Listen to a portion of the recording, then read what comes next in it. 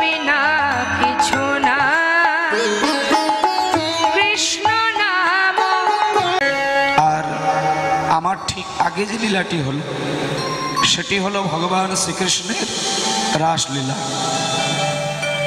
আর এই যে রাসলীলা আমরা শ্রবণ করি, রাসলীলা মানে হচ্ছে আমাদের নানান ধরনের নাচের গান বাজনা শোনা যায়। কিন্তু হিন্দু সনাতন ধর্মে ভগবান শ্রীকৃষ্ণ যত ধরনের লীলা করেছিলেন, আস্তে একটু, যেহেতু একেবারে ভোরের বেলায় ভক্ত সমাগম একদম কম, কয়েকজন রয়েছেন, 4-6 জন রয়েছেন, খুব স্বল্প সময়ের জন্য আমাদের কুঞ্জবিলাস গানের মাধ্যমে আমরা সারা বছরের অপেক্ষা করে থাকা কীর্তন গানের আজকে তার বিশ্রাম হবে। যেমন একটা মানুষ জন্মগ্রহণ করে, সারা জীবনটাই তার সংসার মায়া বন্ধনে নানান ধরনের ঝামেলা, অশান্তি, জঞ্জাল, সুখ দুঃখ, হাসি কান্না সব কিছুর মধ্য দিয়ে কেটে যায় এবং শেষের দিনে মানুষকে বিদায় নিতে হয় গোবিন্দের চরণে যাওয়ার জন্য। আর আজকে হলো সেই দিন, সকাল থেকে কীর্তন হচ্ছে, কত মানুষের আনাগোনা, কত ধরনের গান বাজনা, কত ধরনের কীর্তন, কত খাওয়া দাওয়া, কত মানুষের সঙ্গে আলাপ আলোচনা। আর দেখুন সারাটা দিন কিভাবে হই হই করে কেটে গিয়ে একেবারে শেষের দিনে দেখুন সেই হই হই, হাসি ঠাট্টা, হই হুল্লোড় কমে গিয়ে স্থির হয়ে গেল পরিবেশ। কে কোথায় চলে গেল তার আর কোনো হিসাব নেই। ঠিক রাসলীলার মূল উদ্দেশ্য হচ্ছে সেই জায়গায় ভগবান শ্রীকৃষ্ণ গোপীদের সঙ্গে রাস করেছিলেন।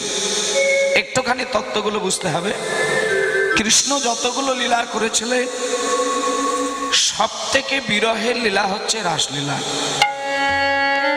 রাসলীলা শোনা মানে মানুষের একটা খুব ভ্রান্ত ধারণা রয়েছে যে রাসলীলা মানেই ভক্তরা একটু নাচ গান করবে, কিন্তু এইখানটায় আমাদের একটা বড় বোঝার ভুল।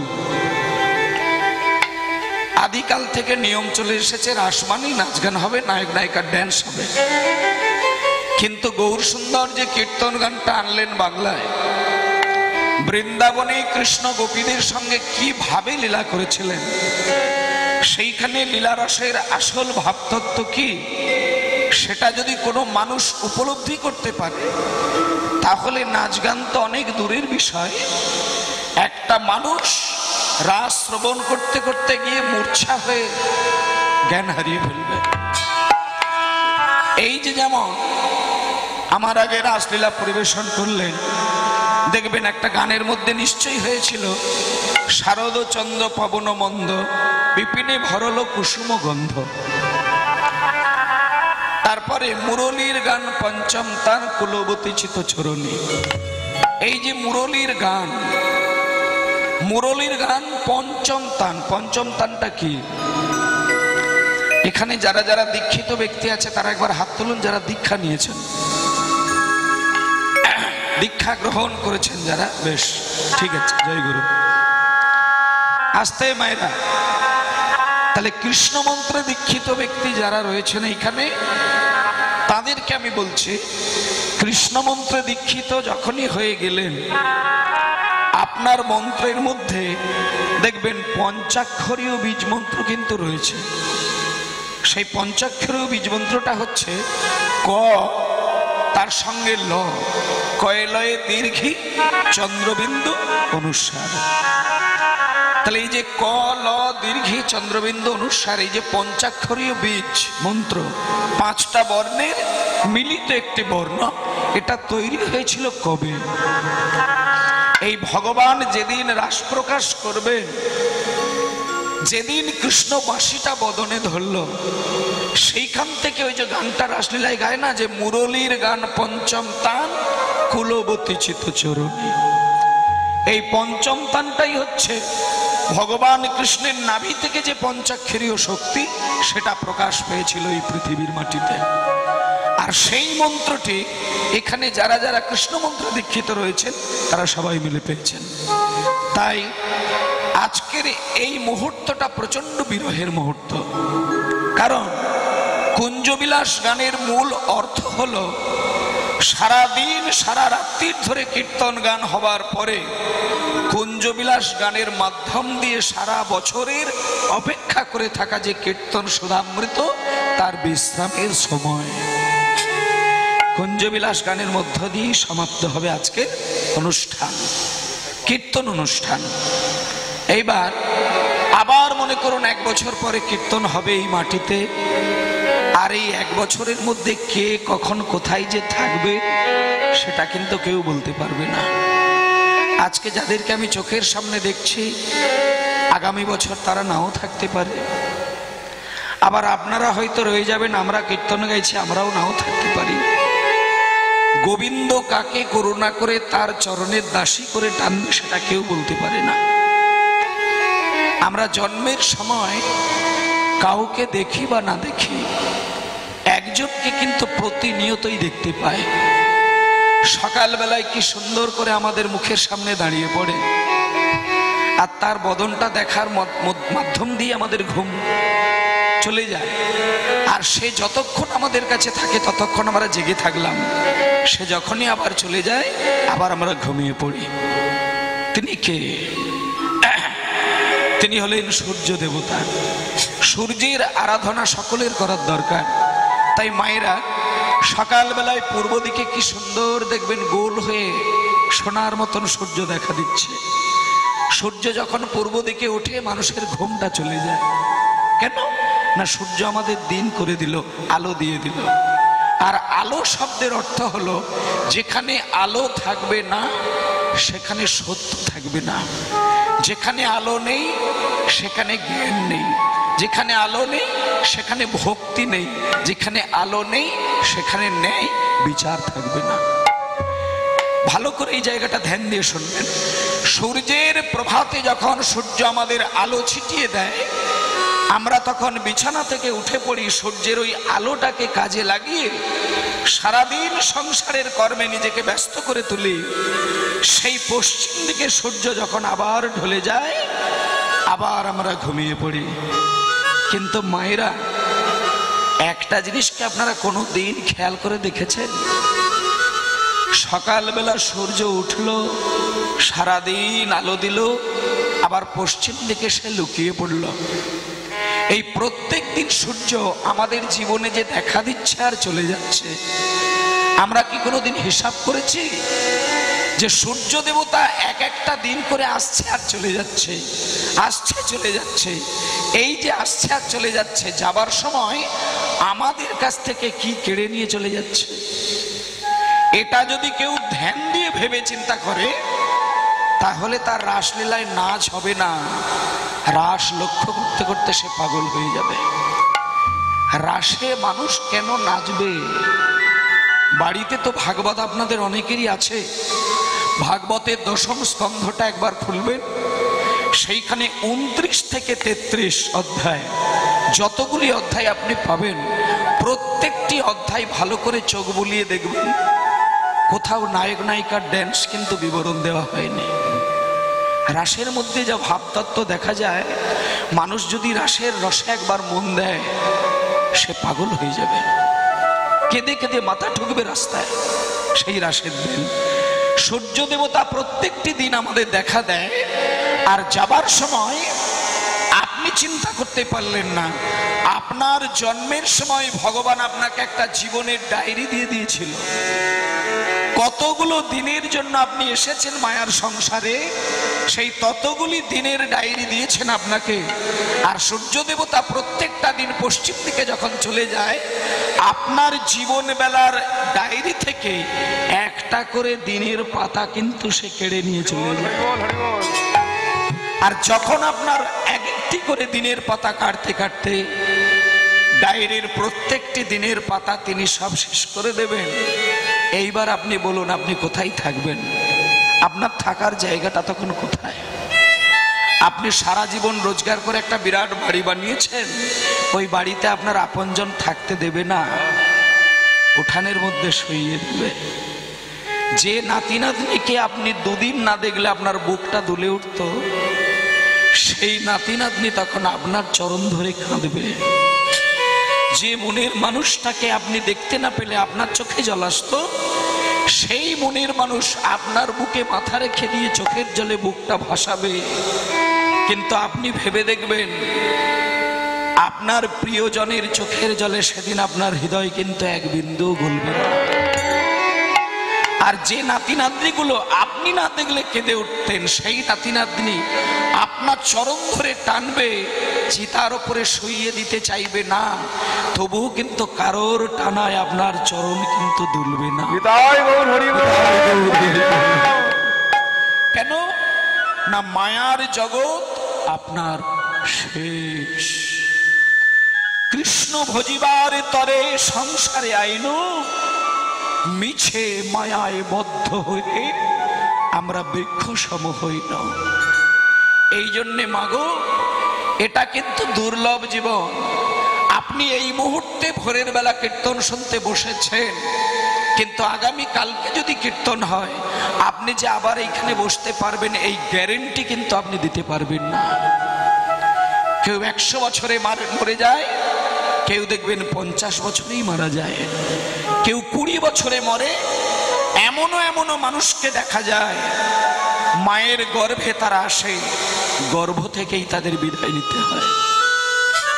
সেই জন্য চৈতন্য মহাপ্রভু বার কলিযুগের মানুষের দ্বারে দ্বারে গিয়ে চরণ ধরে ধরে বলছে, ওরে ভাই, এই মনুষ্য জীবন দুর্লভ জীবন, আজকে আছে কালকে থাকবে, গ্যারেন্টি দেওয়া যাবে না। সময় থাকতে তোমরা একবার বাহু তুলে বলো হরি বল, হরি বল, হরি বল, হরি বল, হরি বল, হরি বল। তাই আজকে এই প্রভাত কালে কুঞ্জবিলাসের পদের মাধ্যম দিয়ে আজকে গৌর হরির শয়ন সভা লক্ষ্য করব। কুঞ্জবিলাস গানের মানেটা কি? এই যে আমার আগে রাস গাইলেন, উনি কিন্তু ঘুম পাড়িয়ে দিয়ে চলে গেলেন, তাই তো? রাসে রাধাকৃষ্ণকে ঘুম পাড়িয়েছিল তো না? পাড়ায়নি? ঘুম পাড়িয়েছে তো? বেশ, সেটা আমি অবশ্য বুঝতে পারিনি, তখন আমি ঘুমাচ্ছিলাম। রাসলীলা মানে হচ্ছে সারা দিন ধরে কীর্তন গাইলো গৌরহরি বা রাধাকৃষ্ণ, এবার রাসের মাধ্যম দিয়ে কিঞ্চিত নাচ হবে, তবে সেই নাচ ওই নায়ক নায়িকার ড্যান্সের নাচ নয়। সেই নাচ দর্শন করলে মানুষের বুকটা দুলবে, দেহ দুলবে না। আমরা রাস শুনতে গেলে কোমর দোলায়, ঘাড় দোলায়, মাথা দোলায়, কিন্তু ভগবানের যে রাস চক্র, তাতে যদি কেউ একবার নয়ন দেয় তার দেহ স্থির হয়ে যায়, হৃদয়টা ভেতরে দুলে ওঠে। আর হৃদয় যখন দুলে ওঠে চোখ থেকে বিন্দু বিন্দু অশ্রুধারা গড়িয়ে যায়। তাই মাগো, আজকে নিশ্চয়ই শেষের দিনে ভগবানেরা ঘুমিয়ে পড়েছে, তাই আজকে ভগবানের একটুখানি শয়ন সভাটা লক্ষ্য করে তারপরে তার জাগরণ হবে, এবং প্রত্যেকটি তথ্য এবং তত্ত্ব তার দৃষ্টান্ত অনুসারে কীর্তন গান হবে। সবাই মিলে বলো নিতাই গৌর প্রেমানন্দে হরি বল, হরি বল, হরি বল। বলছে সুতি আছেন গোরাচাঁদ শয়ন মন্দিরে, বিচিত্র পালঙ্ক সেজ অতি মনোহরে। মায়েরা, আপনাদেরকে একটা কথা বলবো। নবদ্বীপের নদিয়ায় চৈতন্য মহাপ্রভু যতদিন কীর্তন গিয়েছিলেন, শ্রীবাসের ঘরের মধ্যে কীর্তন করেছিলেন। আর শ্রীবাসের ঘরে দুটো জিনিস দেখার আছে, একটা হচ্ছে সোনার গৌরাঙ্গ রয়েছে আর সোনার খাট রয়েছে। এবার আপনাদেরকে আমি প্রশ্ন করব, আপনারা সোনার গৌরাঙ্গ দেখবেন না সোনার খাট দেখবেন? কোনটা দেখবেন সেই অনুসারে কীর্তন হবে। দুটো অপশন দেওয়া রয়েছে। যদি বলে যে খাট দেখবো, খাটের পদাবলী হবে, আর যদি বলে যে না আমি গৌর দর্শন করব, তাহলে গৌরাঙ্গের পদাবলী হবে। এবার মায়েরা স্থির করে বলুন, আপনারা কোনটা দেখবেন? খাট দেখবেন না গৌর দেখবেন? গৌর, ঠিক আছে। আচ্ছা, যারা গৌর বলছেন একবার নিতাই গৌর প্রেমানন্দে হরি বল। এই এতগুলো গৌরের ভক্ত রয়েছে, তাহলে গৌরী দেখা হবে, দেখা যাক। আসলে একটা কথা কি মনে হয় জানেন বাবা, এ জন্মে না হয় আমরা একটু ভিখারি আছি।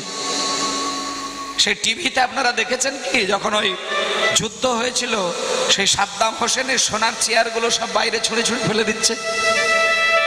তাহলে একটা বিষয় কি, যে পকেটে যদি টাকার গরম থাকে মনে হলে একটা নয় সোনার চেয়ার বানিয়ে নেওয়া যায়, কিন্তু আপনি যত কোটি টাকার মালিক হন না কেন সোনার গৌরাঙ্গ কিন্তু আপনি বানাতে পারবেন কেন না? সোনার গৌরাঙ্গ কে বানাবে?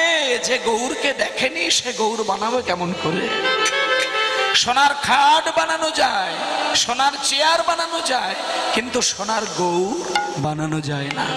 তাই হে পদকর্তা মশাই, আপনি যখন দয়া করে আমাদেরকে আপনার চরণে স্থান দিয়েছেন, আপনি খাট দেখাতে হবে না, আপনি সোনার গৌরাঙ্গকে আমাদের দর্শন করিয়ে দিন। তাই চলুন আমরা আজকে সোনার গৌরাঙ্গ দর্শন করব। মায়েরা, গৌরকে যারা দেখেনি তাদের গৌর দেখানো একটু কঠিন। তাই আপনারাও গৌরকে দেখেননি, আমিও গৌরকে দেখিনি, শুধু গৌরের গুণকথা আমরা শুনেছি, কিন্তু আজকে বৈষ্ণব পদকর্তা গৌরের রূপ দর্শন করানোর চেষ্টা করছে। চলুন আজকে গৌরাঙ্গের রূপ বর্ণনার একটুখানি শয়নের রূপটা আমরা দেখব। বলছে সতী আছেন গোরা চাঁদ শয়ন মন্দিরে, শয়ন মন্দিরে বিচিত্র পালঙ্ক সেজ অতি মনোহরে, বিচিত্র পালঙ্ক সেজ অতি মনোহরে।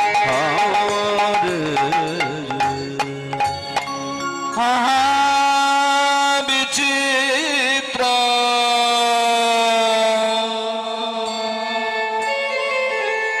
পালঙ্ক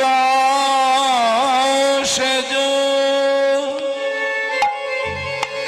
অতি মনোহরে।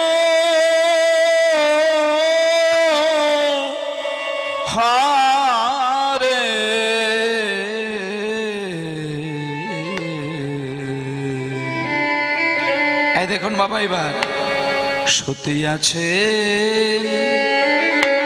গোরা চাঁদ। আপনাদের আমি রাসের একটুখানি তত্ত্বটা বোঝাবো। রাস আমরা কেন শুনি, রাস এলো কোথা থেকে, রাসের মধ্যে কতগুলো রসের ধারা বইছে সেটা সংক্ষেপে একটুখানি বিবরণ দেব। একটুখানি শেষের দিকটা মন দিয়ে শুনবেন। সারা জীবনই ঘুমান, একটা দিন যদি নিতাই গৌরের চরণে নিজের মনটাকে বসিয়ে রেখে জাগরণ করে থাকেন, এটা আপনাদের কিন্তু একাধারে পারমার্থিক কল্যাণ কিন্তু হবে। অনেক তো সংসারে জঞ্জাল আমরা পেয়েছি মায়েরা। আপনি ভালোবেসে কাকে ভালোবাসা পেয়েছেন বলুন তো? হোমা, আপনার পেটের ছেলেকে আপনি মন প্রাণ দিয়ে ভালোবেসে স্তনদুগ্ধ খাইয়ে স্বামীর রোজগারের বেশিরভাগ টাকা ছেলের পেছনে খরচা করলেন, কিন্তু প্রতিদানে আপনি বুক ভরা ভালোবাসা পেয়েছেন তো? আশা করি পাননি। প্রতিদানে আপনি ব্যথা পেয়েছেন। তাহলে ভালোবাসার যে ভান্ডার, ভালোবাসার যে সাগর, যাকে কিছু হাত পেতে চাইতে হয় না, যাকে একটুখানি ভালোবাসলে আপনাকে রাজা করে দেবে, তার জন্য যদি রাত্রির জাগা যায় তাতে তো কিছু ক্ষতি নেই। এতক্ষণ যখন রাত জেগেছেন, শেষটা নিতাই গৌরের চরণে মনটাকে বসিয়ে রাখুন। দেখবেন কিছু আপনি পান না পান, যেদিন মরণ হবে সেদিন সংসারের সকল কাজ আপনার সারা হয়ে থাকবে। আপনি হাসতে হাসতে চলে যাবেন গোবিন্দের চরণে। চলুন পদাবলিতে কি বলছে। অলসে অবশ অঙ্গ আমার গোরা নটরা, তাই গৌর হরি হরি অবশে অবশ অঙ্গ আমার গোরা নট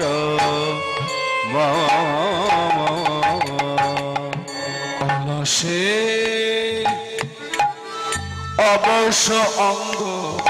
পদাবলীগুলো কি? অলসে অবসর অঙ্গ মানে অনেকক্ষণ ধরে নাচ গান করেছে বলে দেহটা একটু অলস হয়ে গেছে, আর তার জন্য অবশ অঙ্গ। অবশ মানে এখানে অসার নয়, আস্তে, দেহটা অবশ, অসার হয়ে গেছে নয়। অবশ মানে হচ্ছে অবাধ্য, মানে দেহটা মহাপ্রভুর অবাধ্য হয়ে গেছে, সে একটু ঘুমাতে চাইছে, তাই আজকে ঘুমিয়ে রয়েছেন।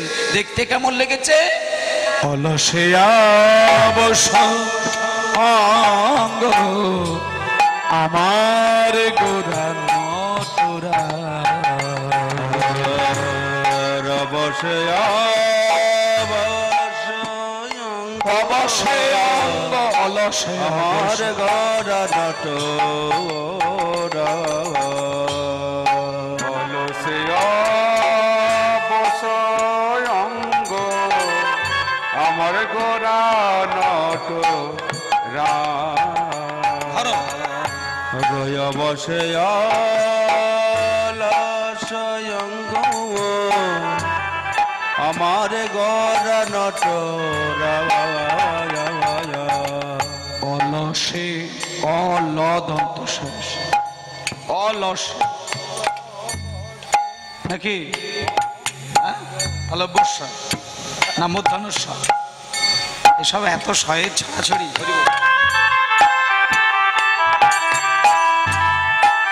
অলস অলসে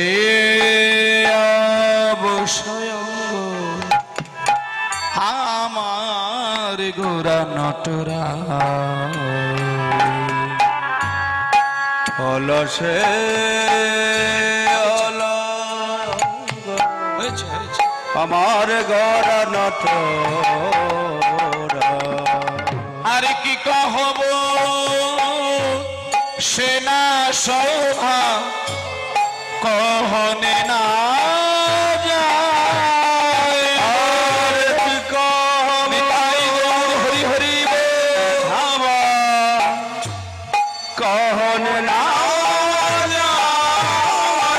শোভা বলা তো যায় না বলা তো যায় না শোভা বলা তো যায় না বলা তো যায় না আমার গরুর হরি রঙ্গ শোভা বলা তো যায় না আর গৌরী রঙ্গ ভালা তো যায় না গৌরী রঙ্গ সভা বলা তো যায় আমার গৌরী রঙ্গ সভা ভালা তো যায় না গৌর হরি রঙ্গ শোভা জগ জন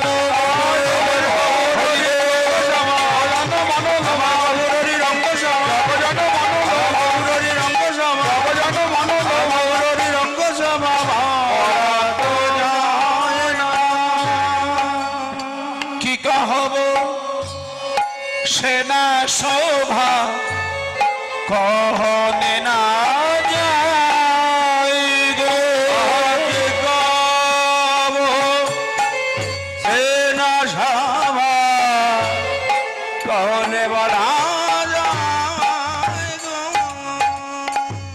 হরি বল সবাই মিলে একটুখানি নিষ্ঠা সহকারে ভক্তি ভরে বলো নিতাই গৌর প্রেমানন্দে হরি বল অলসে অবসঙ্গ গোরা নটরায় কি কহব সেনা সভা কহনে না যায় মেঘেরও বিজুরি কিবা ছানিয়া যতনে কত রস দিয়া বিধি কইল নিরমানে যেমন মেঘের ভেতর থেকে বিদ্যুৎ গুলোকে আলাদা করে এক জায়গায় রাখলে তার যেমন অপরূপ ছটা পদকর্তা বলছেন আমার গৌরাঙ্গের দেহের মধ্যে ওই রকম বিদ্যুতের মতো ঝলক আর অঙ্গে অঙ্গে রসের বন্যা বয়ে চলেছেন গৌরহরি আজকে সেই গৌরহরি শুয়ে আছেন শ্রীবাস অঙ্গনে আর বেশিক্ষণ সময় আমরা দেব না মায়েরা একটুখানি মন প্রাণ দিয়ে গৌরহরির জাগরণ হবে সবাই মিলে একটুখানি আমরা এবং আপনারা একটু গৌরহরিকে জাগিয়ে দেব রাত্রির বেলার আসে তিনি শুয়েছেন এইবার জাগানোর দায়িত্ব কিন্তু আপনাদের এবং আমাদের সবার গৌরহরিকে জাগাতেই হবে তা না হলে জীবাত্মার মোহঘুমটা জাগবে না তাই মায়েরা বাবারা যারা যারা রয়েছেন যে যেখানে দূরে বসে আছেন ছড়িয়ে ছিটিয়ে সবাই একটুখানি গৌরহরির জাগরণের যে পদ উঠো উঠো গোরা চাঁদ নিশি পোহাইল এই পদটা দিয়ে গাইতে গাইতে গৌরহরিকে জাগিয়ে দেব তারপরে একটু পরে সকাল হয়ে যাবে আবার তিনি নগর কীর্তনে বেরিয়ে যাবেন চলুন একটুখানি সবাই মিলে জাগাই উঠো উঠো গোরা চাঁদ নিশি পোহাইল সবাই বলো উঠো গোরা চাঁদ নিশি পোহাইল ওঠো ওঠো গোরা চাঁদ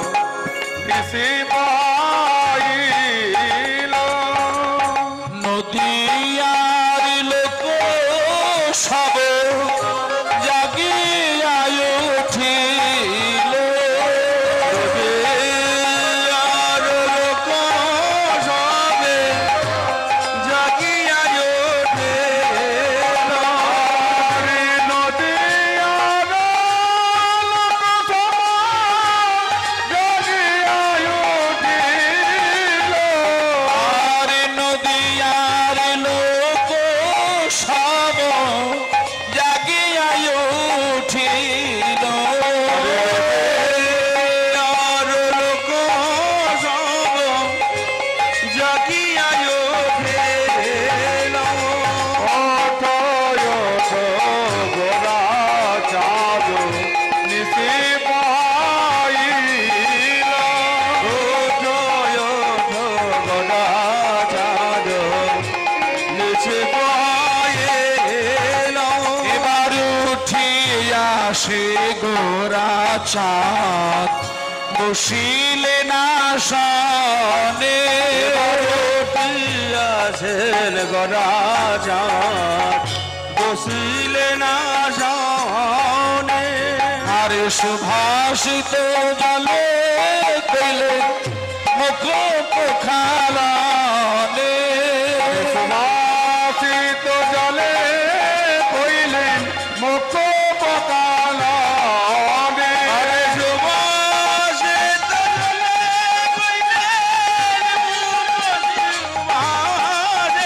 আরে সুবাসিত জলে কইলেন মুখ পকালানে আরে সুবাসিত জলে কইলেন মুখ শোভানে ওঠো ওঠো গোরা চাঁদ নিশি পাইল ওঠো ওঠো গোরা চাঁদ নিশি পাইল এবার একে একে ভক্ত সবে জাগিয়া বসিল একে একে ভক্ত সবে জাগিয়া বসিল প্রেমানন্দে সবে মিলে হরিনাম আরম্ভিলে প্রেমানন্দে সবে মিলে হরিনাম আরম্ভিল প্রেমানন্দে সবে মিলে হরিনাম আরম্ভিল প্রেমানন্দে সবে মিলে হরিনাম আরম্ভিল আর প্রেমানন্দে সবে মিলে নাম আরম্ভিল প্রেমানন্দে সবে মিলে নাম আরম্ভিল প্রেমানন্দে সবে মিলে হরি নাম আরম্ভিল হরে কৃষ্ণ কৃষ্ণ কৃষ্ণ হরে হরে হরে রাম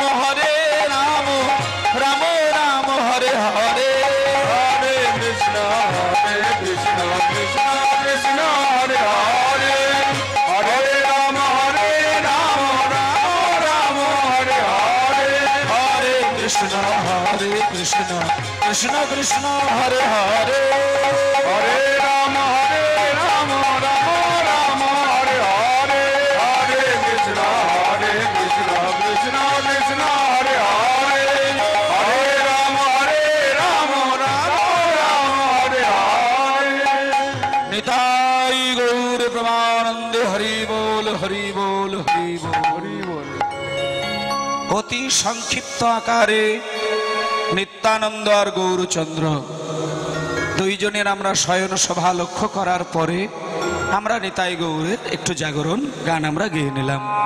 মায়েরা, কীর্তন রসধারা যখন আপনি আস্বাদন করবেন, প্রথমেই বলি আপনাদের, কীর্তন আসরে বসতে গেলে আপনার মনটাকে সর্বপ্রথম যেটা তৈরি করতে হবে সেটা হলো আমার নাম পরিচয়টা আগে ভোলার চেষ্টা করতে হবে। যেমন একটা কথা আপনাদের বলি, সত্য ঘটনা, এগুলো কোনো আজগুবি নয়, কারোর বানানো কাহিনী নয়, একেবারে প্র্যাকটিক্যাল সত্য ঘটনা আপনাদের বলি। বর্ধমান জেলার, বীরভূম জেলার হেতমপুর বলে একটা জায়গা আছে, এবং যে হেতমপুরে একটা রাজার বাড়ি ছিল। এখনো আপনারা যদি বীরভূমের হেতমপুরে যান, সেই রাজবাড়িটা এখনো পরিষ্কার দাঁড়িয়ে রয়েছে। রাজবাড়ির কিছুটা অংশ সরকারি দপ্তরের মধ্যে রাখা রয়েছে, বাকি সেই রাজার বংশধরেরা এখনো অর্ধেকটা পাটের মধ্যে রয়েছে। আমরা 3-4 বছর আগে সেই জায়গাটা ঘুরে দেখে এসেছিলাম। তা সেই যে বীরভূম জেলার হেতমপুরের যে রাজা, তিনি একনিষ্ঠ কৃষ্ণ ভক্ত ছিলেন, এবং কলকাতার বরাহনগরের যে শ্রী পাটবাড়ি আশ্রম, সেই পাটবাড়ি আশ্রমের প্রতিষ্ঠাতা শ্রী রামদাস বাবাজি মহারাজ, তিনি একদিন ওই রাজার বাড়িতে রাজার অনুরোধে কীর্তন গাইতে গিয়েছিলেন। এবং এই ভোরের বেলায় কীর্তনটা হচ্ছে বলে আপনাদের আমি বলছি, মন দিয়ে কথাটা শুধু শুনে যান। রাজার বাড়িতে কীর্তন হচ্ছে, প্রভাতে কীর্তন, ভোর 4টের সময় কীর্তন শুরু হয়েছে। এই যেমন এখন 4টে 4:30 বাজে, এরকম টাইমে। এবার রাজার বাড়িতে কীর্তন, বিরাট জায়গা, কত হাজার হাজার ভক্ত এসেছে রাজার বাড়ি। আর রাজাও বসে রয়েছে পাশে, বীরভূমের রাজা তিনি বসে আছেন। আর কলকাতা থেকে কীর্তনিয়া গেছেন রামদাস বাবাজি মহারাজ।